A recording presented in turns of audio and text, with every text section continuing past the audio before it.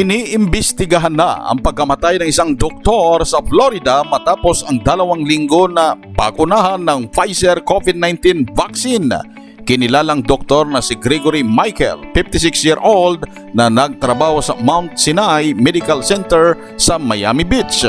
Sa ipinalabas na statement ng Pfizer, nasa Florida Health Department at Federal Centers for Disease Control and Prevention ang nasabing kaso para alamin sa pamamagitan ng autopsy result kung may kinalaman ang vaccine sa pagkamatay ng doktor. Ayon sa Pfizer, 16 days matapos bakunahan ay namatay ang doktor dahil sa internal bleeding. Patuloy naman ang pagmonitor sa milyon-milyon katao na nabakuna ng Pfizer vaccine laban sa COVID-19 upang maagapan agad kung magkaroon man ng posibleng serious adverse effects. Narito naman ang report mula sa 7 News sa pagkamatay sa nasabing doktor.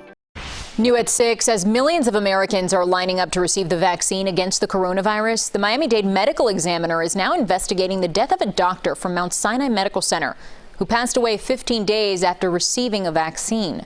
CBS 4's Peter Dench is live at Mount Sinai on Miami Beach with the story. Peter. Lauren, it's not known if Dr. Gregory Michael died as a result of taking the coronavirus vaccine. That's under investigation. His widow believes he did. Now, he was in private practice here at Mount Sinai Medical Center for 15 years as an obstetrician and GYN. He was a colleague, and I feel the loss of Dr. Michael quite deeply. Dr. Eileen Marty is saddened by the death of Dr. Gregory Michael. He reportedly received a Pfizer vaccine on December 19th and died between January 3rd and 4th. On Facebook, his widow, Heidi Neckelman, posted, "He was a very healthy 56-year-old loved by everyone in the community, delivered hundreds of healthy babies, and worked tireless through the pandemic here at Mount Sinai Medical Center." On Facebook, she also said he initially sought medical care 3 days after receiving the vaccine because dots on his skin indicated internal bleeding, and died after suffering a stroke. He reportedly had an unusual condition that decreases the body's ability to clot blood and stop internal bleeding. In a statement, Pfizer said, "We are actively investigating this case, but we don't believe at this time that there is any direct connection to the vaccine. To date, millions of people have been vaccinated, and we are closely monitoring all adverse effects." There's nothing in the clinical trials that would indicate that this is a likely outcome from the vaccine itself. That said, we're always learning new things, and this is a new situation, so we have to look into it very carefully. As more people get vaccinated, the CDC issues new guidelines on who should avoid it. Anyone who has an immediate or allergic reaction to the first dose of Pfizer or Moderna's vaccine should not receive the second dose. The CDC says about 29 people nationwide have reported severe reactions to the vaccine, adding the risk for most people is low. You have to look at the many millions of people that have now been vaccinated throughout the world with these messenger RNA vaccines and compare that to what's going on around the world with death and morbidity because of COVID-19. The Miami-Dade Medical Examiner's Office, the State Health Department, and the CDC are all investigating to see if the doctor's death was in fact tied to the coronavirus. Meanwhile, nationwide, more than 5 million people have had their first doses of the vaccine.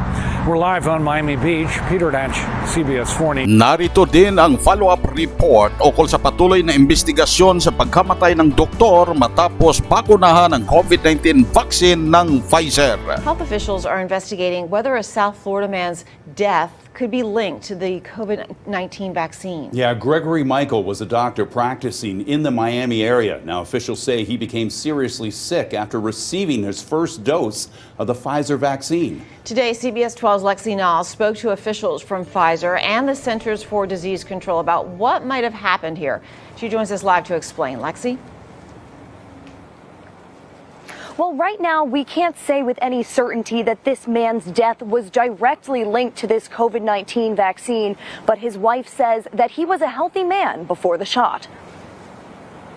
He was a very healthy 56-year-old, loved by everyone in the community. Those are the words Heidi Neckelman wrote on her Facebook page after her husband, Dr. Gregory Michael, passed away. Michael was a Miami area obstetrician who received his first dose of the Pfizer vaccine in December. Just 3 days later, Neckelman writes that her husband's blood platelet count dropped to a dangerously low level.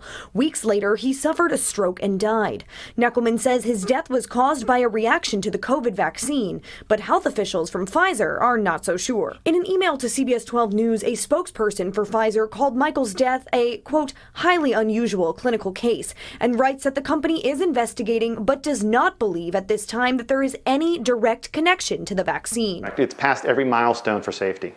Safety is not an issue. David Scott studies and works with similar RNA-based COVID-19 vaccines at the Palm Beach Research Center. Scott says that RNA-based shots like the Pfizer one are generally considered to be very safe. And though the long-term side effects can't be known yet, in the short term, he says allergic reactions have been among the most commonly reported side effects. Because we have millions of people calling and going to places that are issuing vaccines, it can be very difficult to make sure that a person is the absolute best candidate. So the best advice that we can get to the public, to the residents of Palm Beach County, is if you think you're eligible to get a vaccine, if you're going somewhere to get that vaccine, make sure you know your history of allergies and explain that to the provider who is about to help you get injected. Well, a spokesperson for the CDC told us that that agency is currently investigating this case, and they will update us when more information becomes available. For now, reporting live in West Palm Beach, I'm Lexi Nall, CBS 12 News.